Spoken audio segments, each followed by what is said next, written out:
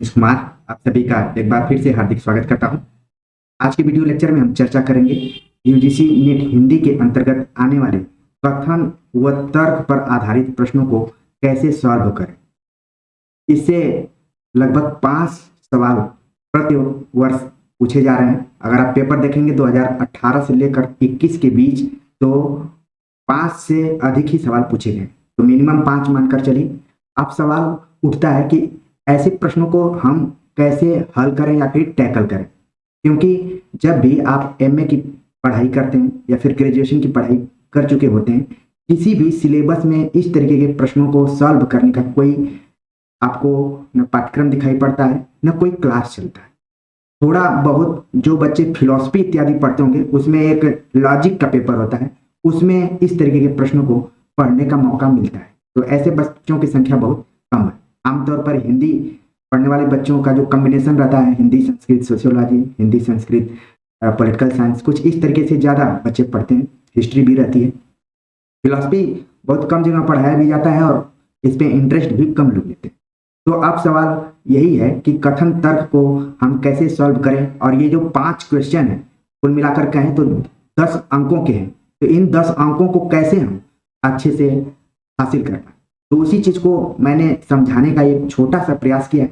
और उम्मीद है कि ये प्रयास आप सभी के लिए एक नई दृष्टि देगा और आपका मनोबल भी बढ़ाएगा। तो पहले हम कुछ पारिभाषिक शब्दों के बारे में समझ लेते हैं, फिर उदाहरण के माध्यम से हम उसको समझने का प्रयास करेंगे।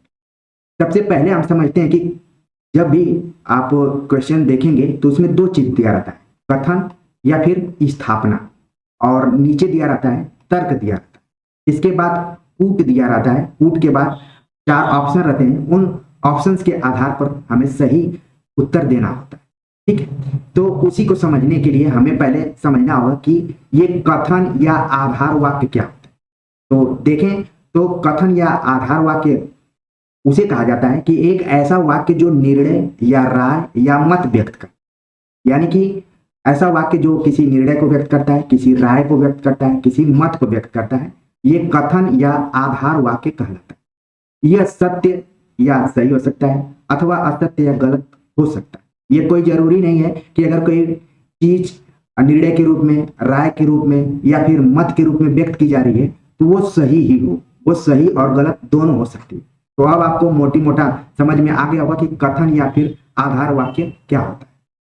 इसको समझने के लिए फिलॉसफी में आप देखेंगे, लॉजिक में तो बताया जाता है कि आधार वाक्य या कथन के मुख्य 3 भाग किए जाते हैं।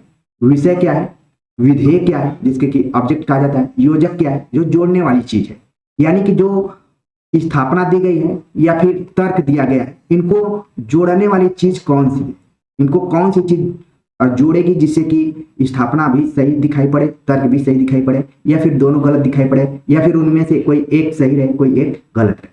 ठीक है, तो इसको समझने के लिए समझना पड़ेगा कि तर्क से हम निष्कर्ष कैसे निकाल सकते हैं। तो कई तर्कों की बात मैंने नीचे की हुई है, पहले उनको समझ लेते हैं और एक उदाहरण के माध्यम से जब हम समझेंगे तो पूरी बात क्लियर हो जाएगी। तर्क से निष्कर्ष कैसे निकाला जा सकता है।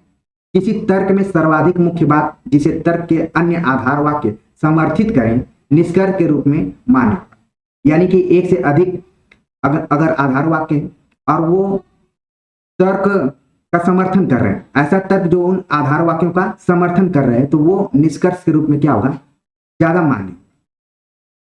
इसमें देखते हैं पहला जो तर्क है वैध तर्क। यदि किसी वैध तर्क के लिए यदि सभी युक्ति वाक्य सत्य हो तो निष्कर्ष कभी असत्य नहीं हो सकता। यदि जितने भी स्थापना दिए गए हैं या फिर कथन दिए गए हैं वो सत्य हो तो कभी भी तर्क को अगर जोड़कर देखा जाए तो कभी निष्कर्ष जो होता है वो असत्य नहीं होता। कहने का मतलब यही है कि मान लीजिए कि स्थापना दी गई है वो सत्य, और तर्क वैध तर्क भी दिया गया, स्थापना से मिलता जुलता तर्क दिया गया, तो वो कभी असत्य नहीं हो सकता है, वो सत्य हो सकता है। इसी का उल्टा है अवैध तर्क। ठीक है, तो आपके दिमाग में आ गया होगा कि जब सभी युक्ति वाक्यों के सत्य होने पर भी जो निष्कर्ष होता है वो क्या होता है, असत्य हो जाता है। तो ये आवश्यक नहीं है कि वो भी जो हमारा निष्कर्ष हो वो सत्य, वो असत्य भी हो सकता है अगर कोई तर्क क्या हो, अवैध है। क्योंकि जब स्थापना और तर्क संबंधित में दोनों में आपस में कोई तारतम्य नहीं रहेगा तो जो निष्कर्ष होता है वो असत्य भी हो सकता है और सत्य भी हो सकता है, लेकिन ज्यादातर संभावना क्या होती है, दोनों 50-50 रहती है। आगे बात करें ठोस तर्क के बारे में। ऐसा तर्क जो वैध हो साथ ही उसमें सत्य युक्ति वाक्य ठोस तर्क कहलाता है, यानी कि जिसमें कि जो स्थापना है वो भी सत्य हो और तर्क जो दिया गया है वो भी ठोस तर्क के रूप में हो, तो जो निष्कर्ष है हमारा वो बिल्कुल सही हो जाएगा, सत्य होगा। कुछ तर्क होते हैं जो कि कमजोर होते हैं और ये ज्यादातर विद्यार्थियों में कंफ्यूजन क्रिएट करते हैं। ऐसा तर्क जो अवैध हो या ऐसा वैध तर्क जिसमें कम से कम एक असत्य युक्ति वाक्य हो, कमजोर तर्क कहलाता है। कमजोर तर्क का निष्कर्ष कभी कभी सत्य भी हो सकता है, यानी कि इसमें भी 50-50 का रेशियो। जो कमजोर तर्क है कभी सत्य भी हो सकता है और कभी असत्य भी हो सकता है, ठीक है। तो इस तरीके के अगर आपको स्थापना और तर्क से संबंधित प्रश्न आते हैं, जो अभी मैं उदाहरण दूंगा तो और चीज क्लियर हो जाएगी, ठीक है। और दो महत्वपूर्ण तर्कों के बारे में बात करूं जिसमें कि आगमन तर्क। कई बार ये फर्स्ट पेपर के अंतर्गत भी आपको पढ़ना पड़ता है। निगमन तर्क, आगमन तर्क ये कहा जाता है कि जब कोई प्रत्यक्ष तथ्यों के आधार पर सामान्य सिद्धांतों पर पहुंचता है तो वो आगमन तर्क पद्धति कहलाता है। इसको कई बार आगमनात्मक और निगमनात्मक भी कहा जाता है, ठीक है। तो सामान्य सिद्धांतों पर जब पहुंचेंगे तो वो आगमन तर्क है और जब विशेष सिद्धांतों पर पहुंचेंगे तो वो निगमनात्मक होता है। एक दूसरे के क्या है, ये उल्टा टाइप के, ठीक है। अब इन तर्कों के माध्यम से हम एक क्वेश्चन को देखते हैं जो कि यूजीसी नेट में पूछा जा चुका है। उदाहरण के माध्यम से देखें। पहले निर्देश दिया गया है कि इस प्रश्न में दो कथन दिए गए, इनमें से एक स्थापना है और दूसरा तर्क है। दिए गए विकल्पों में से सही विकल्प का चयन कीजिए। जैसा कि मैं बात कर रहा था कथन या आधार वाक्य को लेकर, तो यहाँ पर एक स्थापना दी गई है कथन के रूप में और दूसरा जो कथन है वो तर्क के रूप में, ठीक है। इन दोनों चीजों को आपको समझना पड़ेगा कि स्थापना यहाँ पर है और यहाँ पर तर्क है। स्थापना दी गई है कि दलित चिंतन और साहित्य में अभिव्यक्त मनुष्य गांधी का हरिजन ही है। ये क्या दी गई, स्थापना दी गई है। तो आपके दिमाग में तुरंत आना चाहिए कि जो गांधी का हरिजन था दलित चिंतन और साहित्य में अभिव्यक्त मनुष्य के रूप में वो कितना सही है, क्योंकि दलित साहित्य चिंतन एक विचारधारा पर है, ठीक है, जिसमें दो तीन बातों पर सवाल उठाया जाता है। सरोकार, इसका जो चिंतन है विचारधारा, ठीक है। इसके बाद है अनुभूति को लेकर भी सवाल उठा है कि सहानुभूति स्वानुभूति। तो दलित चिंतन और साहित्य में अभिव्यक्त मनुष्य गांधी का हरिजन ही है। हरिजन को लेकर अंबेडकर ने क्वेश्चन उठाया था। आपने अगर इतिहास पढ़ा हुआ तो जरूर मेरी बात के दिमाग में आ रही होगी।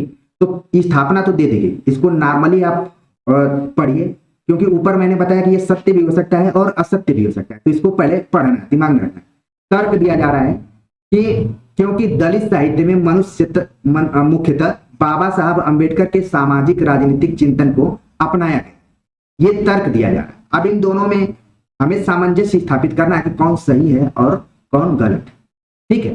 तो आपने ऊपर देखा कि दलित चिंतन और साहित्य में अभिव्यक्त मनुष्य गांधी का हरिजन ही है, जबकि मैंने बताया कि जो दलित साहित्य है, चिंतन है, विमर्श है, वो खास विचारधारा, सरोकार, अनुभूति की प्रामाणिकता, इन सब पर आधारित है।